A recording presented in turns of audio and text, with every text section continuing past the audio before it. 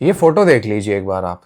Rahul Gandhi ji clear cut Muslim community को एक message दे रहे हैं कि भाई देखो, जो हिंदुओं के खिलाफ बात करेगा, मुसलमानों के पक्ष में बात करेगा, कांग्रेस पार्टी और राहुल गांधी जी उस व्यक्ति के साथ है। अब मैं ये क्यों कह रहा हूं, मैं आपको बताता हूं। 2014 से पहले चलिए, दो मेजर चीजों के बारे में बात करूंगा। पहली, एक बात हुई थी कि भाई इस देश के, हिंदुस्तान के जो रिसोर्सेज हैं उन पे पहला जो हक होगा, जो पहला राइट होगा, वो माइनॉरिटी का होगा। अब इस देश में जब माइनॉरिटी की बात आती है तो हमें पता है कि मुस्लिम्स की बात होती है, माइनॉरिटी और किसी को तो ये लोग मानते ही नहीं है। एक दूसरा बिल आने वाला था एक्चुअली, बट वो आ नहीं पाया। उसमें क्या हुआ था कि भैया देखो, अगर कंट्री में कहीं पे भी कम्युनल वायलेंस होती है तो उसमें बाय डिफॉल्ट मेजॉरिटी को कन्विक्ट कर दिया जाएगा, दोषी मान लिया जाएगा। अब मेजॉरिटी तो इस देश में हिंदू ही है, और कौन है मेजॉरिटी?